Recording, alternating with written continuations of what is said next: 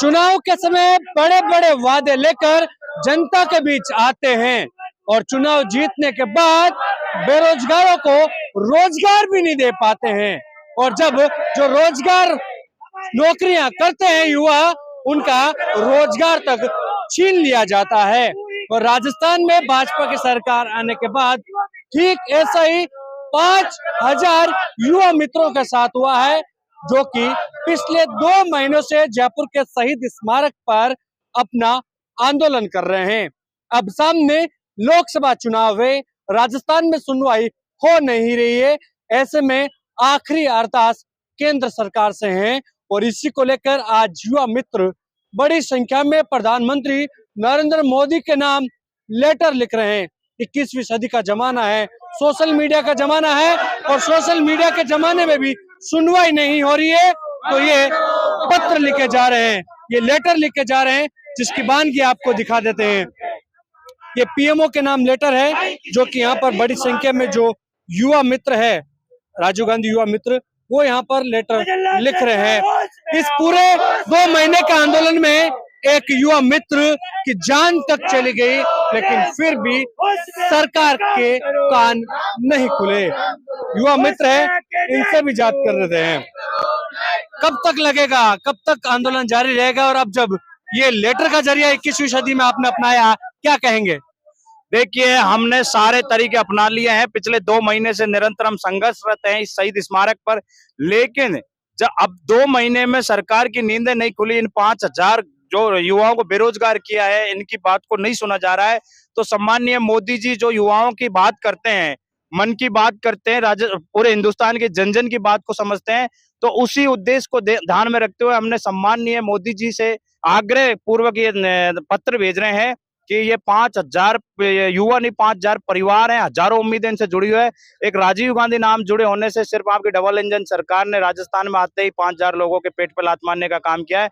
आपसे निवेदन है कि लोकसभा चुनाव सर पे है, इन 5,000 परिवारों को भरण पोषण की आप जिम्मेदारी लें, इन 5,000 युवाओं को रोजगार देने का काम करें।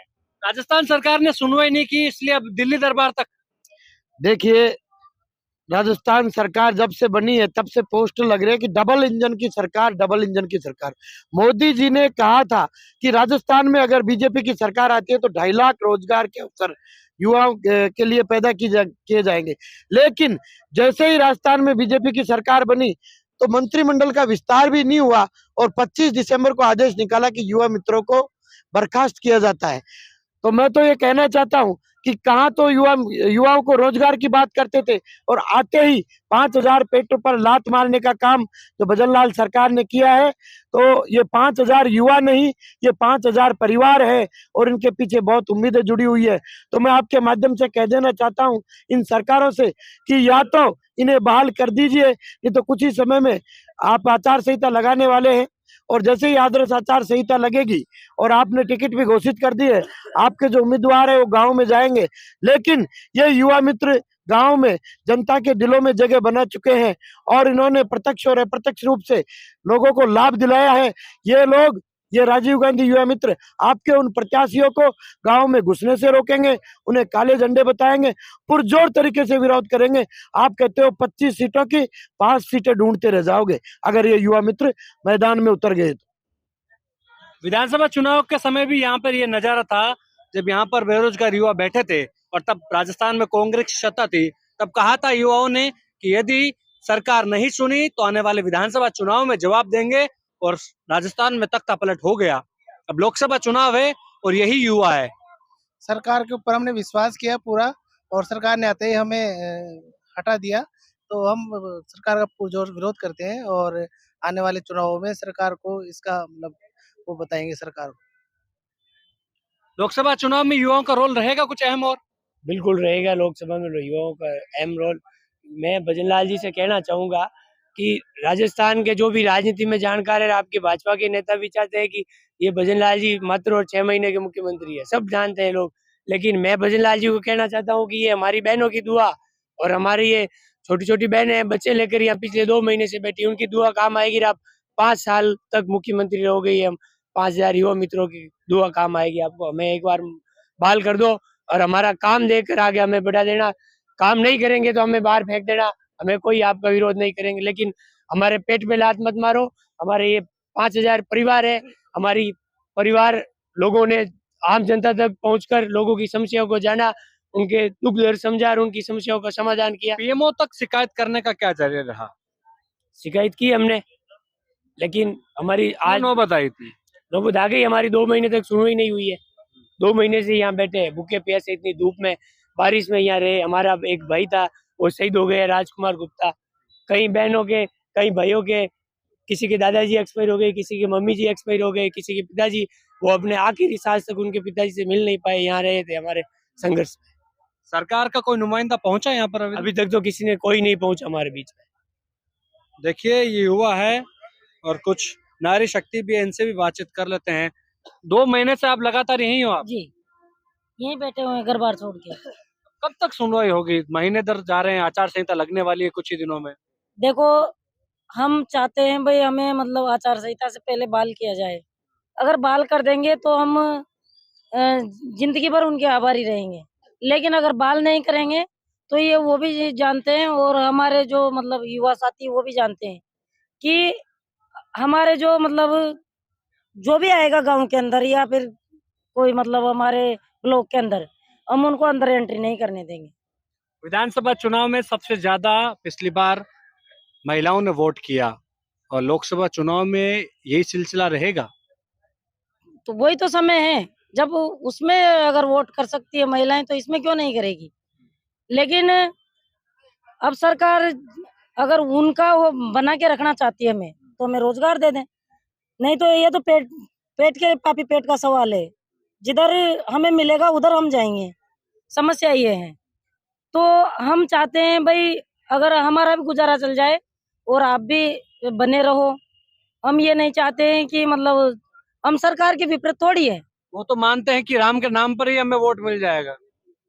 भाई साहब राम तो बरसों से यहाँ पे धरती पे हम राम का नाम, मैं छोटी सी थी, एक बात बताऊं मैं आपको, मेरे दादाजी ने, मैं 3 साल की थी तब से राम राम कहना सिखाया, उस टाइम से ही राम राम का नाम आ रहा है। अब कोई नई बात थोड़ी है राम का नाम, राम का नाम लेना या राम की बातें करना, नहीं थोड़ी है भाई। जो चुनाव में इस्तेमाल हो रहा है इस भाई, जो इतिहास पुराण जो ग्रंथ है वो आज से थोड़ी बने हैं, वो तो बरसों से बने हुए हैं। उनको पढ़ने वाले पढ़ भी रहे हैं, जो नहीं पढ़ रहे हैं उनको, उनके लिए नया है। हम तो शुरू से पढ़ते आ रहे हैं, तो हमारे लिए नया क्या है भाई? हम तो शुरू से पढ़ते आ रहे हैं, तो हम शुरू से राम जी को मान रहे हैं। हम लोगों ने 1100 दिए जला के राम जी की यहाँ राम की पूजा नहीं स्वागत करनी करने की कोशिश की है, उनको जताने की कोशिश की है कि हम भी राम जी को ही मानते हैं, हम कोई आतंकवादी थोड़े ही है। हमने पिछली सरकार में भी अच्छा काम किया था, हमारे को लोग जानते हैं। 3 पंचायतें हमको दी गई थी, तीनों पंचायतों में ज्यादा भी नहीं तो हमको लगभग 500 परिवार ऐसे हैं कि वो आज भी हम जो कहते हैं बस वही करते हैं। कोई भी काम, समस्या हो, कोई सी योजना हो, कोई अन्य कोई विचार विमर्श करना हो, हमको कॉल करके मेरे कहने का मतलब समझो कि भाजपा है वो बोल रही है कि राम के नाम पर हमें वोट मिल जाएगा, फिर आपकी चेतावनी का क्या असर होगा? देखो फिलहाल तो हमारी जो संघर्ष समिति है वो निर्णय ले रही है। अगर हमारी तब तक सुनवाई नहीं होती है तो जो समिति निर्णय लेगी वो हमें क्या कह रहे हैं आप? मैं ये कह रही हूँ कि हम गांव मतलब प्रत्येक घर घर का दरवाजा जानते हैं, ये चीज उनको भी याद है और हमको भी याद है। आज भी 8 रजिस्टरों का पुलंदा बना हुआ है मेरे पास, और 1 रजिस्टर पुल तो लाभार्थियों से भरा हुआ है, यानी 1000 से तो ऊपर लाभार्थी है। अब उनका परिवार है, उनको तो जो हम कहेंगे ना उस तरफ घूमेंगे वो। तो हम नहीं चाहते, हम देखो किसी का मतलब आजकल सब स्वतंत्र है, तो हम नहीं चाहते हैं ये चीज भाई वो मतलब हमारे दबाव में आके कोई वोट करे या कुछ करे। इससे कुछ फर्क पड़ेगा? बिल्कुल, क्या लिखने से? इससे बहुत बड़ा फर्क पड़ेगा और मोदी जी हमें बहाल करने की कोशिश करवाएंगे। भजन लाल जी को आदेश करेंगे कि हमें जल्द से जल्द बहाल करें। 2 महीने ऊपर हो चुके हैं, हमारे एक भाई की मौत हो चुकी है और मैं खुद बीजेपी से 10 साल से जुड़ा हुआ हूँ, लेकिन उन्होंने एक टैग लगा दिया है कि ये एक कांग्रेस के कार्यकर्ता है, कांग्रेस ने इनको अपने प्रचार के लिए लगाया है। लेकिन कांग्रेस भी तो आपके साथ नहीं खड़ी ना? नहीं, उन्होंने विधानसभा में पुरजोर तरीके से हमारे मुद्दे को भी उठाया है, कांग्रेस ने नहीं, और भी जो अपने पार्टी है उन्होंने भी हमारा मुद्दा उठाया है। आम आदमी पार्टी है, बहुत सारे जो बीजेपी के 25 विधायक से अधिक है जिन्होंने हमारे लिए लेटर भी लिखा है कि इनको तुरंत प्रभाव से बहाल करे, इनके साथ अन्याय हुआ है। ये सरकारी योजनाओं का प्रचार करते हैं, ना कि कांग्रेस की सरकार का। हम मोदी जी की और जो राजस्थान की सरकार है उनकी योजनाओं का प्रचार करते हैं। उम्मीद है और उम्मीदों पर ये बंधे हुए हैं और 2 महीने से समय बीतता जा रहा है। आचार संहिता का जो तारीख है वो दिन ब दिन नजदीक आते जा रही हैं, लेकिन लगातार ये जब आंदोलन है यहाँ पर एक भी सरकार का नुमाइंदा इन तक नहीं पहुंचा है। इनकी क्या दुख दर्द है उनको जानने के लिए नहीं पहुंचा है।